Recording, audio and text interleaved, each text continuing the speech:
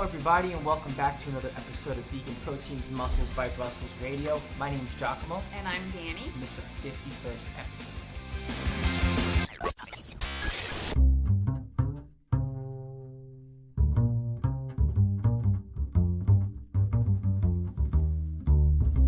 Alright, well, last year I would say it was pretty darn successful with reaching out to the mainstream fitness community. You know, both of us, I think, really, we were both excited and nervous. We didn't really know how it would work out because normally when we travel and we tour, we're speaking, I mean, let's be real here. We're speaking to either vegans or speaking to those who are veg curious. If you're going to a vegan expo, even if you're at least entertaining the idea that veganism could be a thing, even if you're just going with, say, family or friends.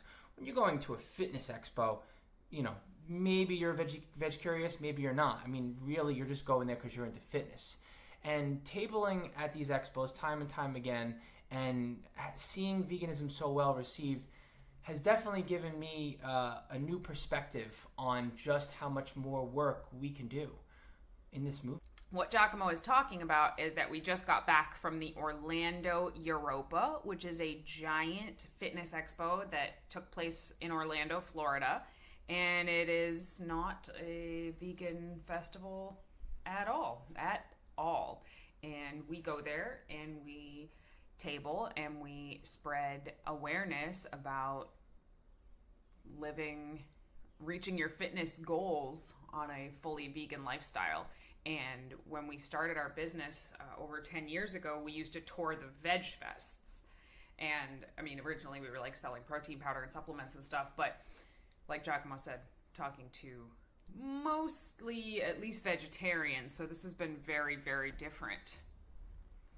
Yeah, I think really it just shows how much times have changed and how much more the mainstream community in general, not just the fitness community, has been exposed to veganism, I would say like over the last 5 or 7 years. So, you know, the grassroots movement that all of us have done in one way or another. I mean, it's not just people who are doing activism work full time. I think it's all of us as a community. I think we've done a really good job getting information out there and being a resource for others.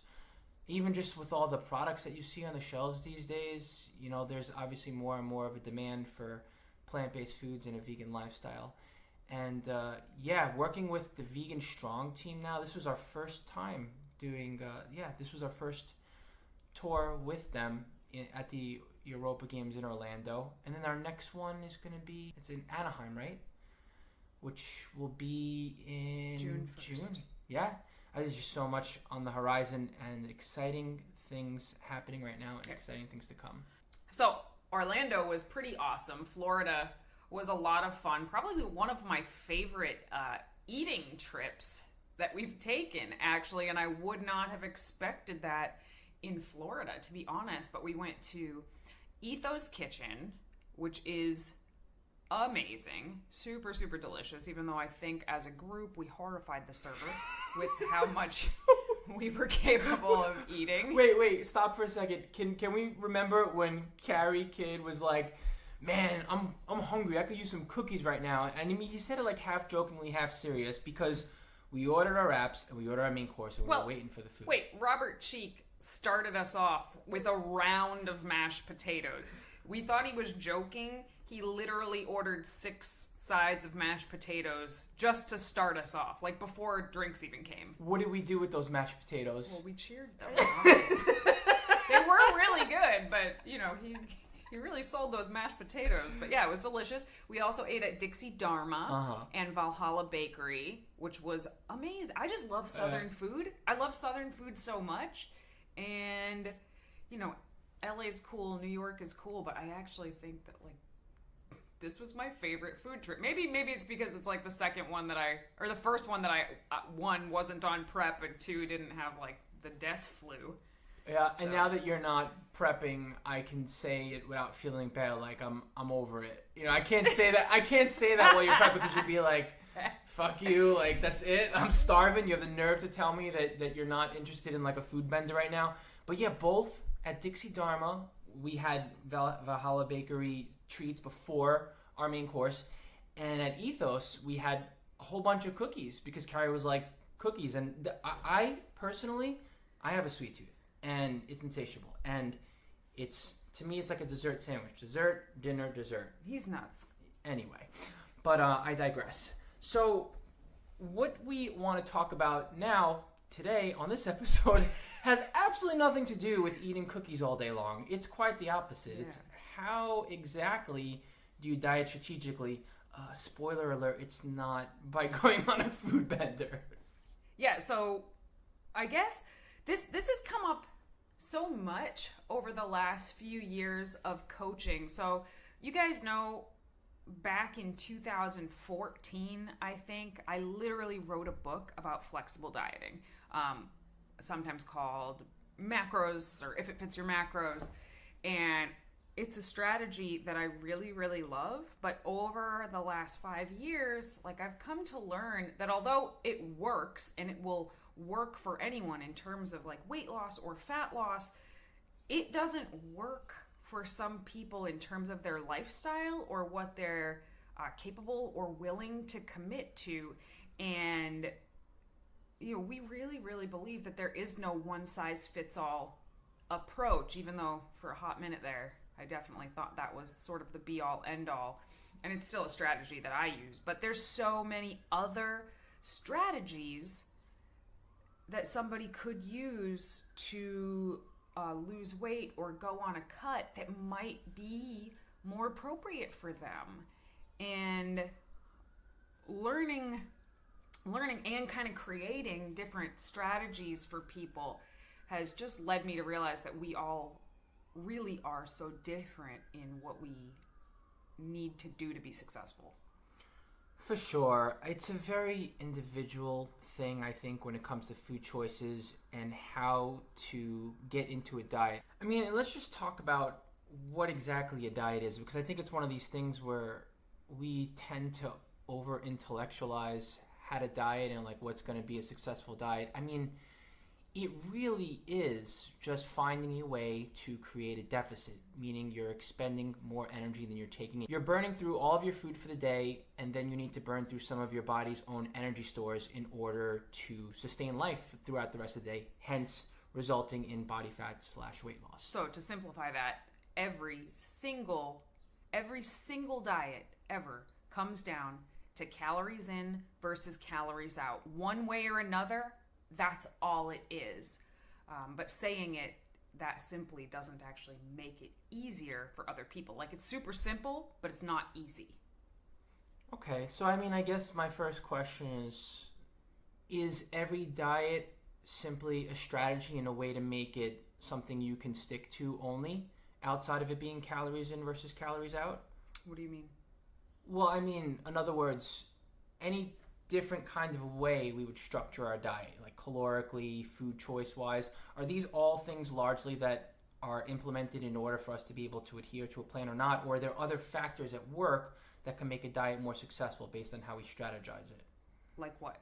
You're kind of losing me. Well, like, put it this way, for example, if I eat a diet that's more fibrous, am I going to burn more calories? If I eat a diet that has a higher protein in it, is that thermic effect going to matter? Things like, say, so food-wise, the choices that we make as far as how we strategize our high days and low days, all these kinds of ideas that are out there that people float as or tout as being successful to help them lose more weight or lose more body fat, are they strictly because the people who diet that way are able to stick to the plan better, or are there other factors that are worth considering? I think both. I mean, for sure, like you said, certain food choices will burn more calories than other food choices. But at the end of the day, like, what matters most, I think, is can you stick to it? If you can't stick to it, it will not work. Like, period, end of story. You know? So all of the finer details, like thermic effect of food and things like that, they matter. But I feel like a lot of people get super, super lost in those details. Analysis paralysis, we've talked about it before, and they can just like not do anything and make no progress because they're hung up on like one teeny tiny thing rather than the big picture. Yeah, I was actually listening to Revive Stronger's podcast yesterday, I want to say, or 2 days ago, whatever, and they were just basically saying how the evidence-based fitness community, we are actually that one kind of group of people that can wind up having analysis paralysis because we become addicted to learning and we're addicted to researching, and then we just wind up being indecisive and not taking action. Yeah, and addicted to like the data and optimizing every little thing, when really optimizing everything 10% of the time is going to be way less effective than kind of getting in the ballpark of good 90% of the time. You know, that person's going to have better results. And Berto and I, my coach Berto and I, have talked about this a lot. Like, there's kind of two camps lately, it seems like, of athletes, and I'm sure that's oversimplifying, but there's like the super evidence-based nerdy side of things, which I definitely fall staunchly in that category, folks. And then there's the other side that's like really bro-y, but it's all heart. Like, there might not be a lot of science or data or research to back stuff up, but man, they are like animals in the gym. They'll work themselves to death. And I feel like both sides could really learn from each other. Like, I would rather see these super analytical people like myself push harder. Sometimes you got to push harder. You know, we preach moderation and we preach balance and sustainability. Sometimes you got to push, and it's uncomfortable as hell. And the other folks could probably get less injured, last longer in this game if they implemented some like strategic tools. Anyway, we're way off topic here. Yeah, like, how does this pertain to dieting, really, right? All right, guys, so I want to let you know we have our next 12-week vegan fat loss course starting up on June 1st, which is coming up really soon. So what it is it's a 12-week self-guided vegan fat loss program. So we don't just custom calculate your macros and give you workouts, which we definitely do that, but we also provide you with educational videos almost every day of this program, so you not only get the results that you want, but you learn how and why you're getting the results that you want. You'll also have access to our private meal planner and over 100 high protein and macro friendly vegan recipes that you can drag and drop to create shopping lists and see what best fits your macros. You'll also be added to our private coaching community online, and you'll also get a copy of my ebook Flexible Dieting for Vegans, so that you can learn all about how to count your macros before you even begin. So we are offering a special discount specifically to Muscles by Brussels Radio listeners. So if you are interested in that, you can go ahead and go to bit.ly/vegan fat loss course, and the coupon code for you guys is MBB Radio, and that gets you $25 off of the program. Of course, if you have any questions, don't hesitate to shoot them at us at info@veganproteins.com. Well, like I said, like back in 2014, I thought there was this one way, and it was to track your protein, carbohydrates, and fats. And like, that works really, really well for me. It worked really, really well for you. It's worked really, really well for a lot of athletes, but not all, because not everybody wants to track all their food. They just they don't have it in them. And really, it may not be necessary for them to track everything they eat. On the flip side, some people would rather just be told, here, eat this every day. You don't have to think about it. Just eat what's on this list every day. And, we'll cross the bridge of how to come out of this when we get there. But they want a meal plan. And they'll do really well on a meal plan. So, there's just so many different styles of dieting. And I've seen them all be successful with certain people. And I guess I just wanted to go over what some of those dieting strategies might be. This kind of covers several different dieting strategies, but I think it's important to start with it because it's a foundation. And when we're looking to diet, the second we realize that we're eating less and there's less food on our plate, immediately we go into, I don't want to say panic mode, but we become aware of the fact that we're dieting. And anything we can do to trick ourselves out of that or to reward ourselves for the diet, I think help us ride it out and adhere to it a little better. And I would say the number one way to do that would basically be to take yourself out of the diet for like a day or for a meal once a week or whatever the case is. So what I mean by that is, let's just say, as an example, you're eating, 3,000 calories, and now you need to eat 2,200 calories to be in a diet. If you would eat 2,200 calories 7 days a week, you would just be like, all right, I'm eating less, I'm dieting, this feels like a diet.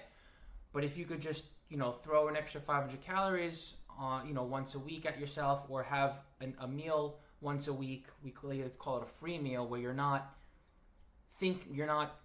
calculating or tracking or even thinking about portioning, but you're being mindful about eating, you can sort of, maybe you're not in as deep of a caloric deficit, but you're still giving yourself a chance to reward yourself for the other days you dieted without going overboard.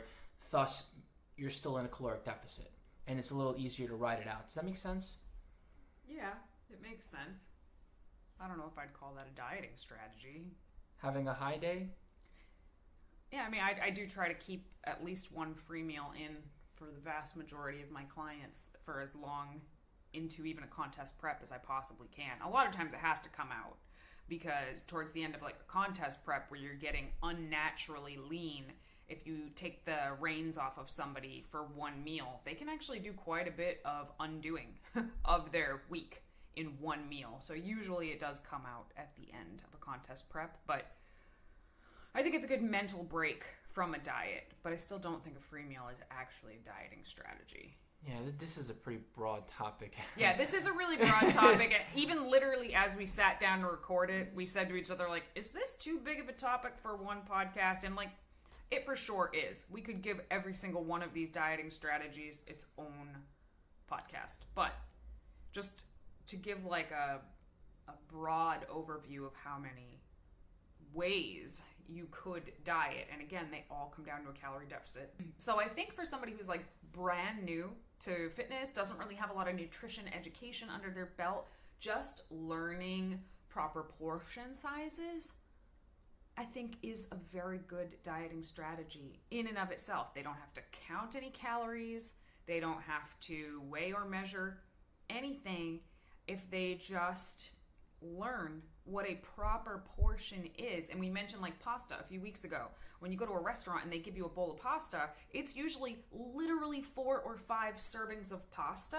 But if all you've ever seen is restaurant bowls of pasta, you might think that's one serving. And there are a lot of people who do think that's one serving. So just learning like, okay, a serving of pasta is like a cup. The bowl has 4 or 5 cups in it. They can taper back how much they're eating, and just with that knowledge. And a lot of times when you do this with people, they'll find that they're still satisfied eating less, because typically if someone doesn't have really any knowledge of portion control and portion sizes, just learning that alone is enough to have them make a change, and is enough to get them to drop some body fat without any other changes. Yeah, so without a scale in your kitchen, without a measuring cup, or anything like that, eyeballing stuff and being honest and real with yourself. Looking up the food, right? Knowing in advance what a serving size is. Like, we'll use pasta like Danny said. So we know that approximately a cup of cooked pasta is a serving in this example. I mean, I think it would be reasonable to be able to take a look at a plate and know what approximately a cup looks like of cooked pasta on that plate or bowl or whatever. And you don't have to be exact here. And now you're becoming aware of that portion size, and and you're able to make that choice going forward. Be like, all right, I'm eating a serving, I'm eating 3 servings, whatever it is. Just being aware, I think, is at least half the battle. Yeah, totally, I agree. And I actually really like the hand portion control guide, like to learn what a portion is based on your hand. And I won't go over every single one of them, but for example, like a fist is a serving of carbohydrates. So whether that's a potato or rice or whatever, look at your fist, that's about a cup. Well, for me, it's about a cup. And that's the thing, is like a bigger person, their fist is going to be bigger than mine, but they also require more food. So the hand portion guide really does make sense for a lot of people, and is a great tool that you always have with you, I hope, so that you can learn even on the go, essentially how to eat the appropriate amounts for yourself. Yeah, I mean, because when we sit down and eat, I mean, as no matter how much in touch you are with your hunger signals, it's not like they're going to just be quelled and satiated in the middle of your meal. Like, unless you eat very slowly, which I would say most of us probably do not, you're going to wind up being your hunger signals are going to wind up. You're going to wind up feeling them after, like well after the meal. So I think it helps to be aware of how much you're eating without having to overthink it. Really, right? That's step one. Now, another way that you can dig a little deeper into portion control is by establishing a set meal plan for yourself. I think the biggest benefit from this is it runs even deeper than portion control. It's the fact that now you're understanding how to balance your plate. And so, whereas before we're like, all right, this is a serving of pasta or this is a serving of tofu, now we're understanding that that pasta and that tofu and that side of veggies can be on a plate in a balanced way to fuel your nutritional needs for fitness. Yeah, and I think, when we started coaching, that's pretty much all we did was meal plans. Like, we wrote meal plans for people, and they were very individualized. They certainly weren't cookie cutter at all, but still there's a limit to meal plans. And especially when, like we used to years ago, like we would literally just write somebody a meal plan and sometimes never hear from them again. And that felt really bad to me, which is why we don't do it anymore. Because I would just imagine somebody was eating this meal plan like for years after I had given it to them. And of course, that's not really what a meal plan is designed to do. But I feel like I've talked a lot about meal plans versus flexible dieting, as though those are the only two ways to go. And I don't think that's the case. But like Giacomo said, when somebody is eating off of a meal plan, one, it's nice because you don't have to think about it. And if you think about how many times we have to make food choices throughout the day, it can be exhausting. Whether you realize it or not, you get like decision-making fatigue. So when you're eating a meal plan, that is just eliminated because you already know what you're going to eat beforehand. And for people who maybe have more knowledge than no knowledge, like if you have no nutritional education, learning portion control is great. But if you have a little bit more than that, but you're not really sure how to implement it for yourself, like Giacomo said, eating based off a meal plan can just help you learn what quote unquote normal meals would look like, how often they should be spaced, what you should be eating pre and post workout. Like, no, I don't think someone can live on a meal plan forever, but they are incredibly effective. And if while you are on a meal plan, you are also sort of in the background learning about, what's in the food and why it's working for you, then eventually you'll be able to transition away from that pretty successfully. But the education part is key, I think. Yeah, and then the other thing is, when it comes to meal planning, well, we'll take someone, for example, I've seen many times where we'll put someone on a meal plan and be like, all right, well, is this the way that I'm eating? I'm going to be eating for a while. And, my answer is usually yes. And the reason being is because that you are learning a skill. It's not that you need to be on a meal plan indefinitely and you need to be on a meal plan to make results. It's that it's a good idea to be on a meal plan for a period of time, 6 months, a year, 2 years, whatever it is, because you're literally teaching yourself how to eat. And then afterwards, when you take off the training meals... I like that. Then afterwards, when you take off the training wheels, your meals wind up being far more sensible and you make smarter decisions. Now, the other thing is, some things you can eyeball successfully to a pretty reasonable degree of accuracy. Like a slice of bread. Whereas other things that are calorically dense, your eyes will be your eyes will deceive you. You have to learn what 50 grams of avocado looks like. Or I want everyone try this if you will. Entertain the idea. The first thing I want you to do is to eyeball a serving of peanut butter. Serving of peanut butter is 2 tablespoons. So just grab a spoon and eyeball 2 tablespoons of peanut butter and put it on a dish or a plate or whatever. Now I want you to grab a tablespoon and actually measure out 2 tablespoons level. Level off the tablespoon, measure out 2 tablespoons of peanut butter. More often than not, you're going to overmeasure. So this is where a meal plan comes in handy because it becomes ingrained. And then the kicker is if you actually weigh out 32 grams, which is 2 tablespoons of peanut butter, it's probably less than all of them. Which is why weight is probably the most accurate way But again, not necessary for many, many, many people, but it's still like kind of funny. Yeah, like for example, if you eyeball a half a cup of dry oats and then measure it in a measuring cup, the measuring cup is going to be less. Then you weigh it on the scale and you realize it's like a very, very scant half a cup. Yeah. So anyway, not to go off tangent too much, but like that's another strategy that we use is we'll do a meal plan with just cups and measuring spoons, and then we'll be like, all right, they're stalling. Rather than cut their calories, start weighing out some things on your meal plan because you wind up eating less that way. So one of the ways that I like to, remember I said like if you have the education component on a meal plan, eventually you'll be able to transition away from it. And one of the ways that I like to do that is with meal templates. That is one of the steps to stepping away from a meal plan is meal templates. So for example, like a lunch would be, okay, we're going to eat our lunch off of a 7-inch plate or bowl, and it's going to be half vegetables, 1/4 starch, 1/4 protein, and maybe like a thumbnail's worth of oil or a thumb-sized serving of fat, and repeat this for dinner.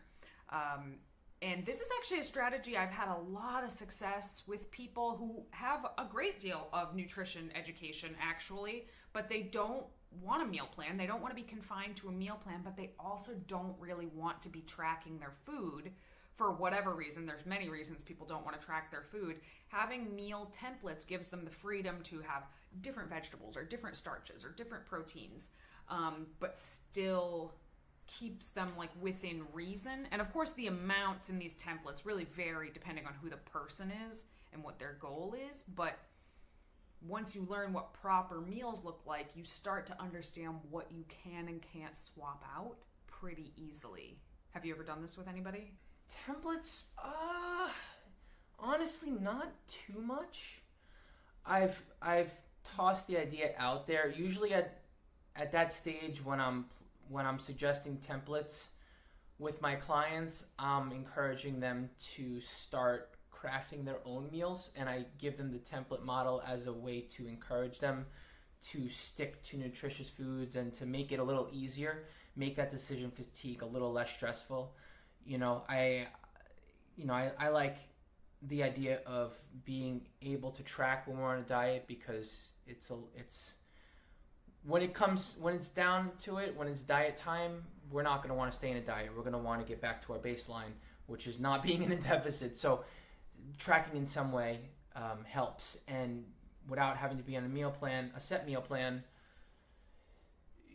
having a meal plan once a week that's sort of set in stone, even if it just has to change every week, is helpful to stick to it. And so people wind up making up their own choices for their dinner or whatever. And I was like, all right, stick to a non-starchy veg and a grain and vegan protein, for example. And I want you to make it be X amount of calories. And that would be the template. But they would wind up making those choices on their own, I think.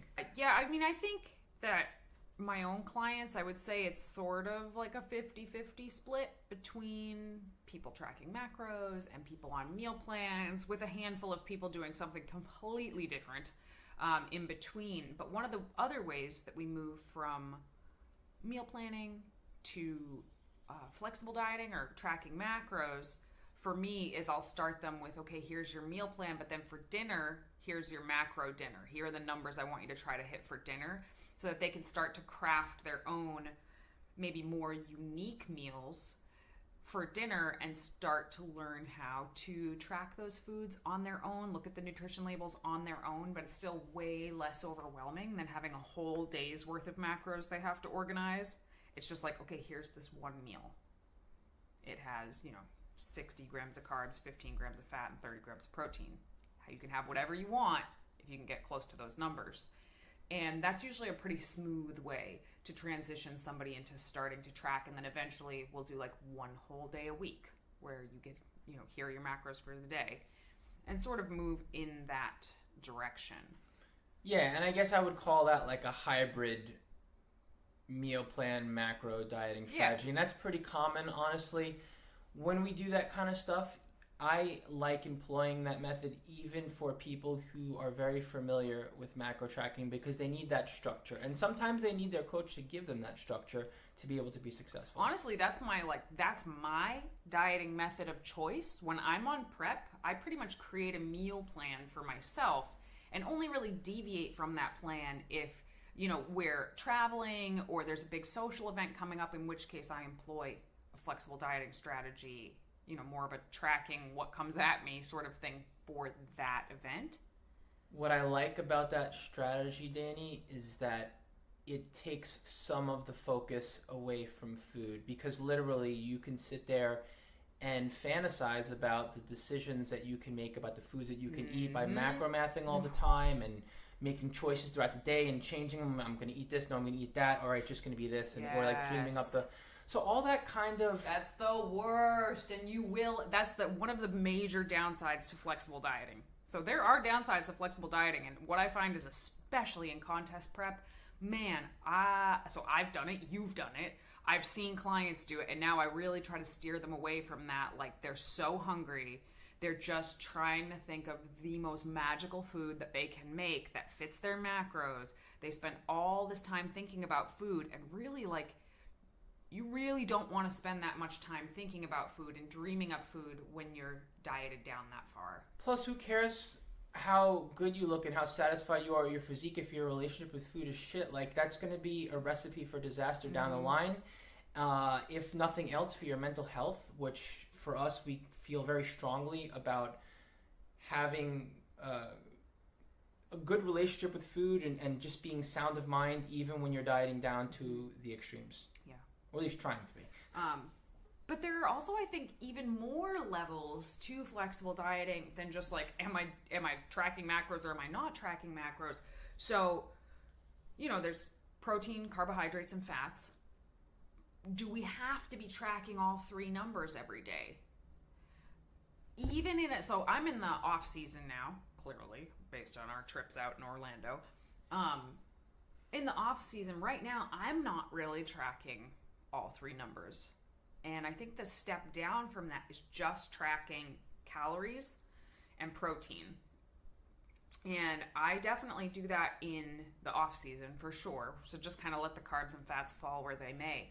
But I also find that giving people that option, even when they're in a diet, really gives them a lot of peace of mind. If for some reason something goes weird that day and they end up being way over on their fats by noon, just hitting calories and protein is still going to get them where they want to go.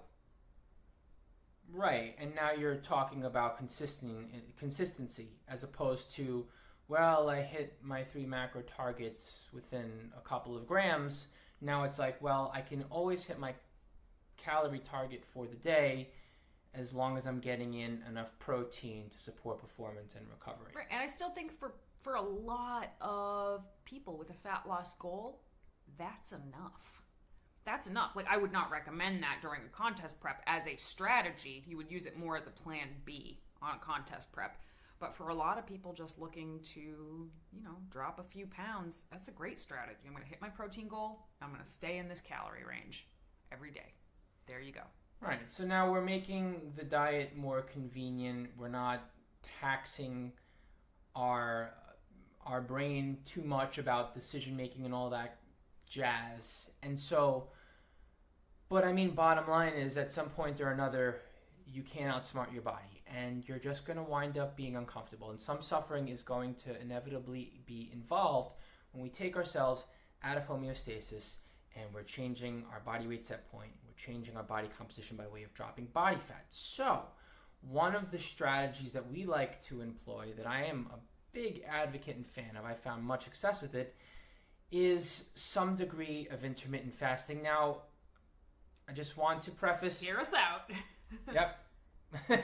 When I say intermittent fasting, I don't mean the type... and there's all sorts of different feeding windows. I don't mean the let's not eat for 21 hours and let's cram in all 2,000 to 4,000 calories or whatever it is inside of 3 hours. Because that's That's a pretty terrible idea for the vast majority of people. We'll just leave it there for now. Go on. You know, and like I've seen a very small percentage of people that it works for, and everyone else it seems to just like feed unhealthy habits.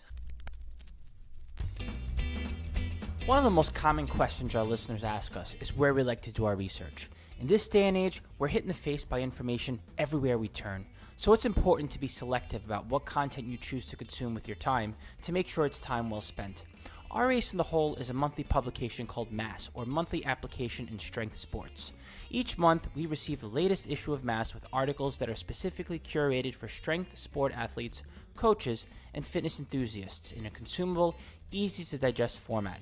Greg Nuckols, Eric Helms, and Mike Zordos are not only leaders in the industry, they have committed their careers to sifting through thousands of studies and journals on the latest in fitness science to find the most relevant cutting-edge info so you don't have to. If there was only one research source you could spend your time and energy reading to keep up with the evidence-based fitness world, in our opinion, it would be MASS. Learn more about how to subscribe to their monthly digest at bit.ly/VPMass. And that link will also be in the show notes, so should you want to keep on listening and check it out later, you can. If there's only one thing we have learned, is to never stop learning. Hope you find our secret weapon as useful as we do. For sure. For the rest of us, I would say having an 8-hour feeding window is not just... Ish. Yeah. Ish. There's nothing magic about 8 hours or intermittent fasting. Right. I'll shut up. I keep interrupting. Go ahead. 8 hours eating, 16 hours not eating every single day.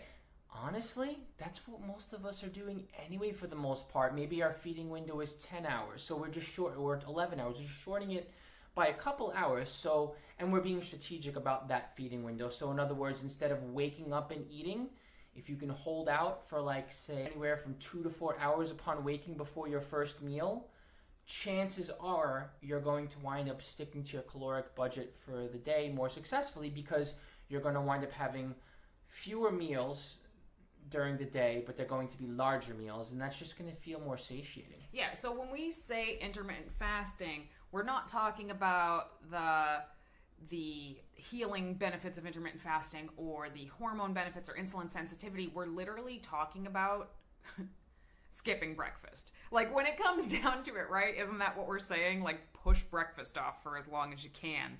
And basically all this does is, like, most of us kind of eat. I think a lot of people just wake up and eat, and then we just kind of eat all day until we go to bed. And if we can just kind of not eat as much at the ends of the day, that in and of itself is going to decrease the amount of calories we're taking in for many, many people. So, you know, we're talking about different dieting strategies. Obviously, if you're tracking macros, it doesn't matter if you're eating them in 12 hours or 8 hours. Like, that doesn't matter because you're going to get the same number of calories. It can matter for satiety purposes, like you just said. But for people who are not tracking, if you normally eat 12 hours of the day and you just shave off 2 hours at each end and you're only eating 8 hours in the day, you're going to end up eating less much more frequently. And I think that is why so many people have a lot of success with intermittent fasting, is simply because they're eating less. There is a little bit of a curveball here for some individuals who train upon waking. And for those people, I personally suggest having something very small before you train, maybe like half a banana and a protein shake if you're dieting. Or and half then, a banana and a spoon of peanut butter. Yeah, and also making sure that your meal before you go to bed, you have it like later in the evening.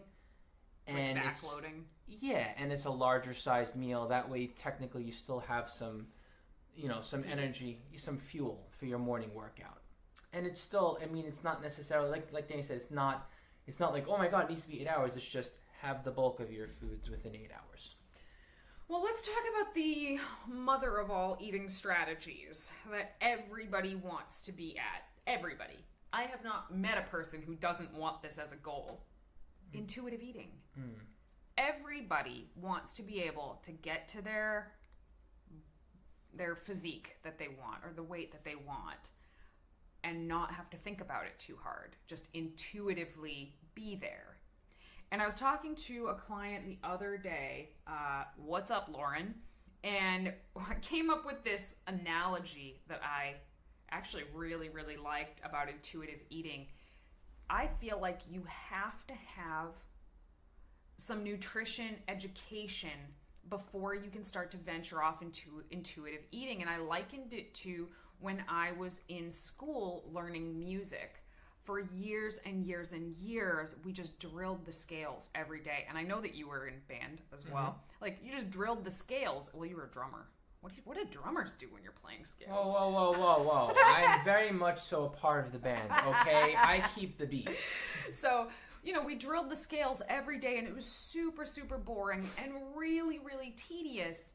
But then come high school, when I was in the jazz band, we would have to go around and solo every single morning. And if you did not know those scales by heart, your solo was going to sound like crap. So you had to understand the music principles before you could just, improvise and jazz out, right? Well, intuitive eating is like the solo, the jazz. You have to understand basic nutrition principles before you can get there. You have to walk before you run. So, although I think intuitive eating is a wonderful, wonderful approach to goal yourself for, I think that should be everybody's goal, really.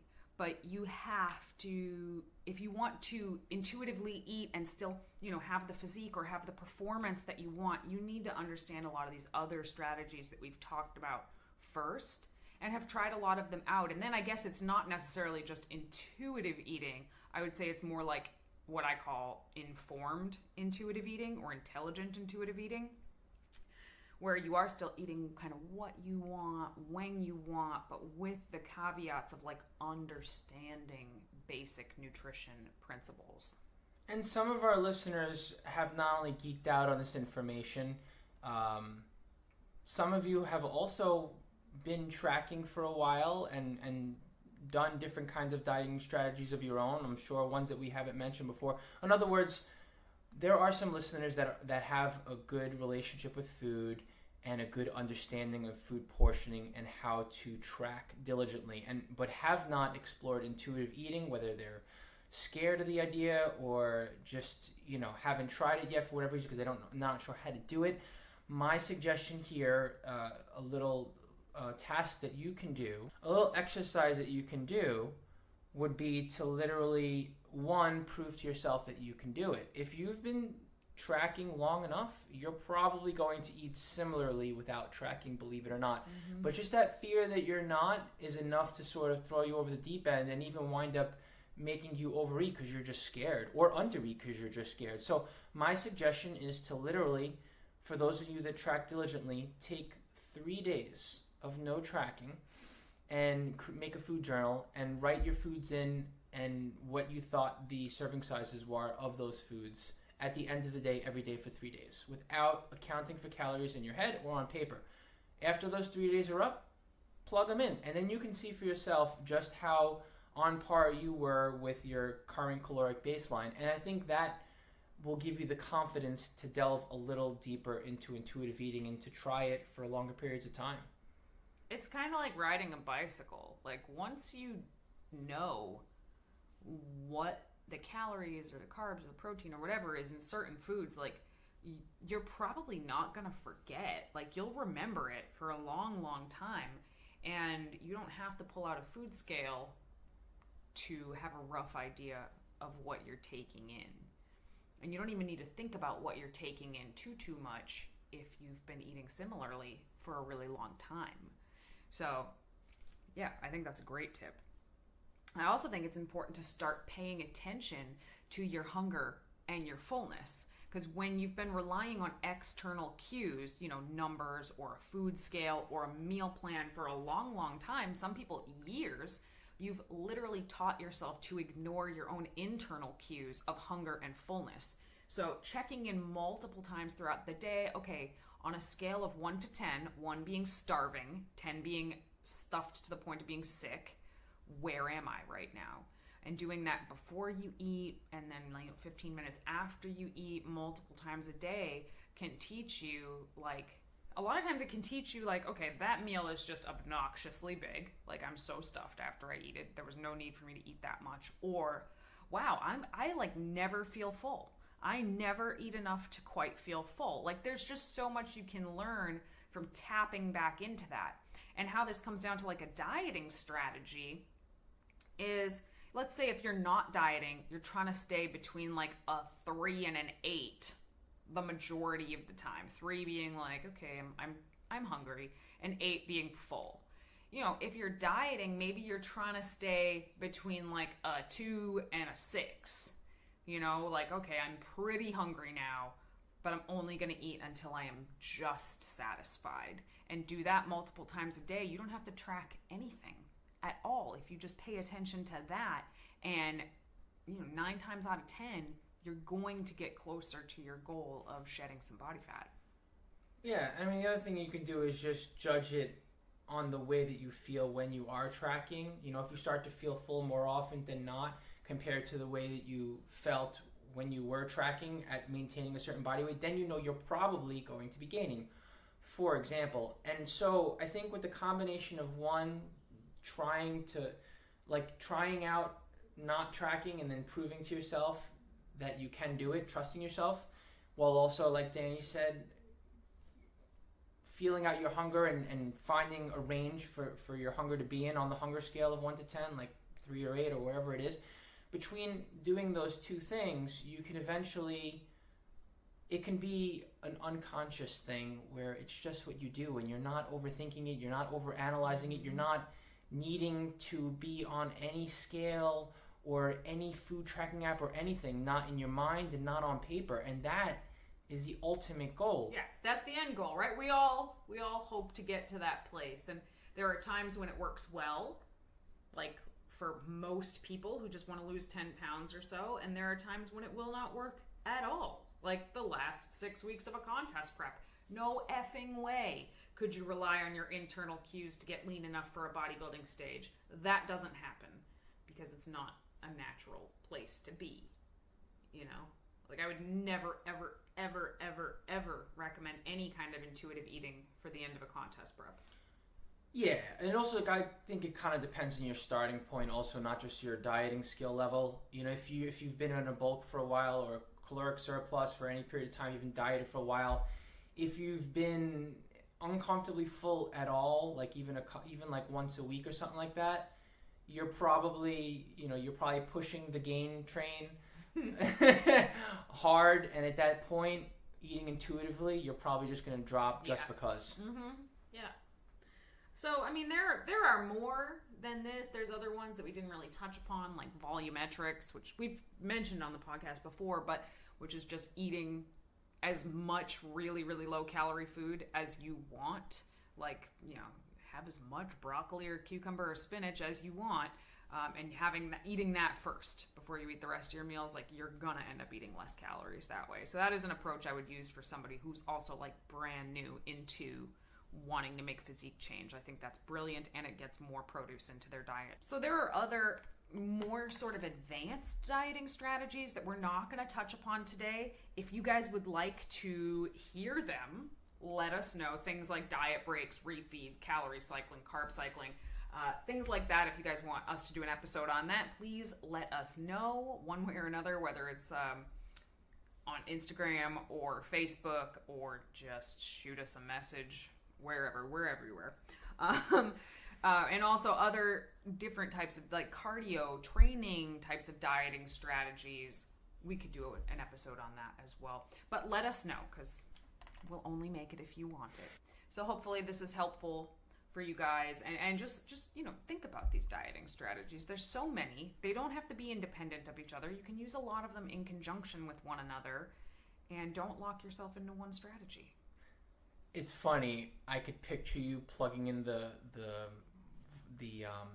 with the sound effect for the Q&A, and like I'm playing it in my head right now. And it's probably if you wind up putting that soundbite of me saying that right now onto the podcast, it'll probably be right after it. That's it. Guys, I'm not going to sing it this time. You're still going to have to hear it. And here we go.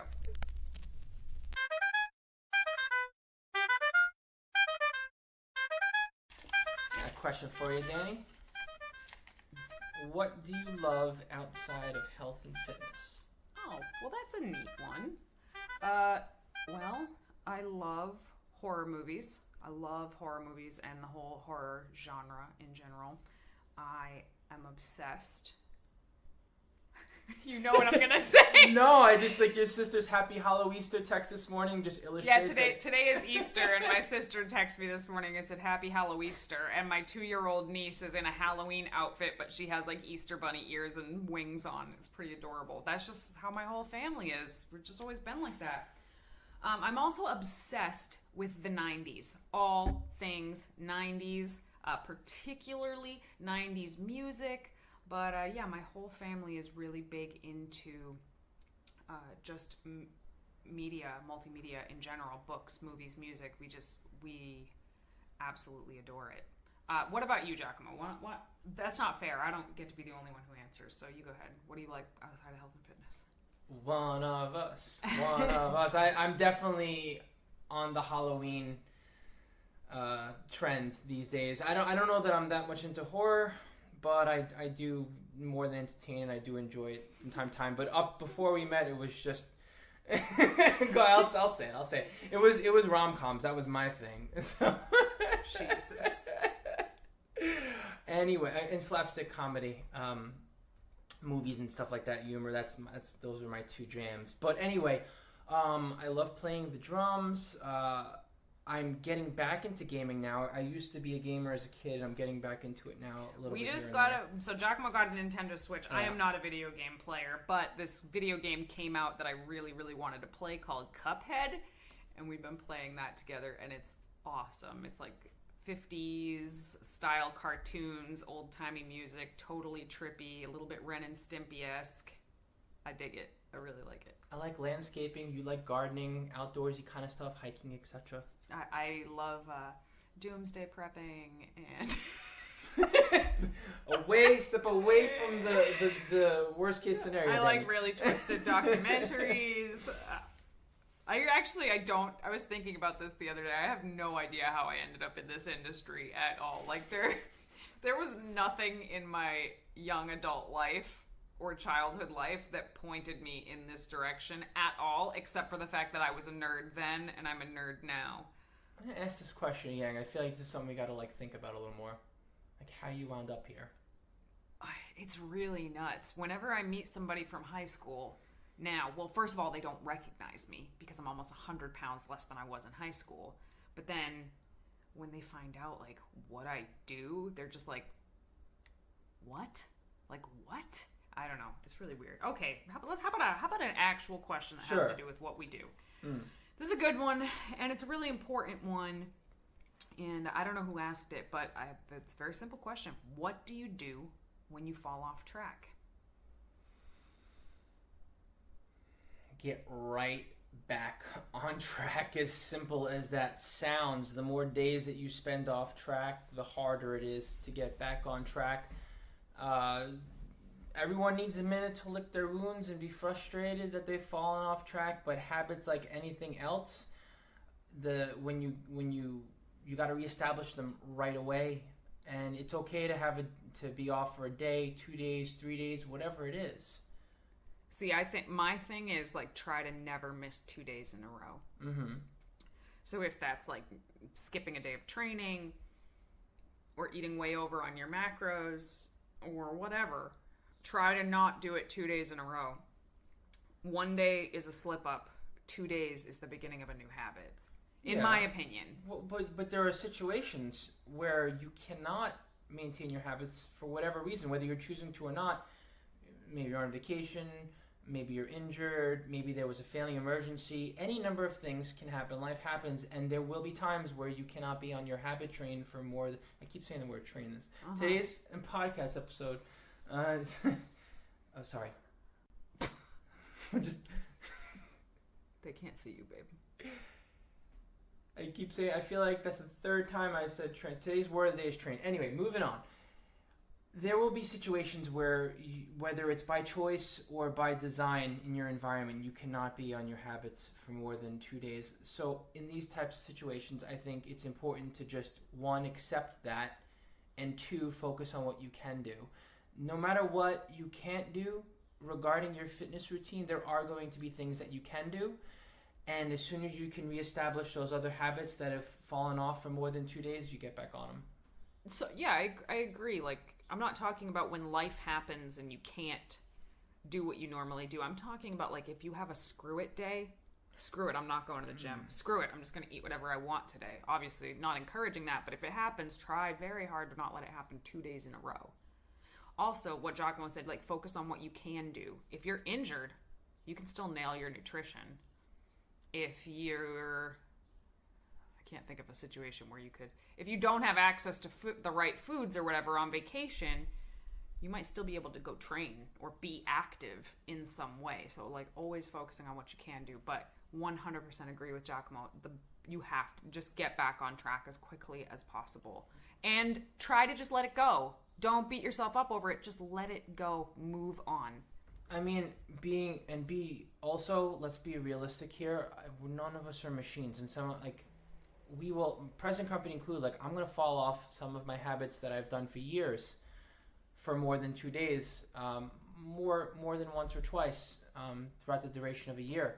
You know, my mobility work, for example, is one of those things. And so when I've fallen off for more than 2 days, whether it's a week, 2 weeks, a month, whatever it is, I'm going to look back and reestablish all of the pattern of the way that I was able to stick to my mobility routine. I'm going to reestablish it. I'm just be like, all right, well, what worked back then? I woke up and I stretched right after my morning cup of coffee, and I also wrote it down in a habit tracker, and I goaled myself to do it 3 days a week because that was realistic. Like, those 3 things, I will write them down and be like, all right, I'm going to do these 3 things, and I'm going to do them every day, and then, you know, chances I'll get back on it.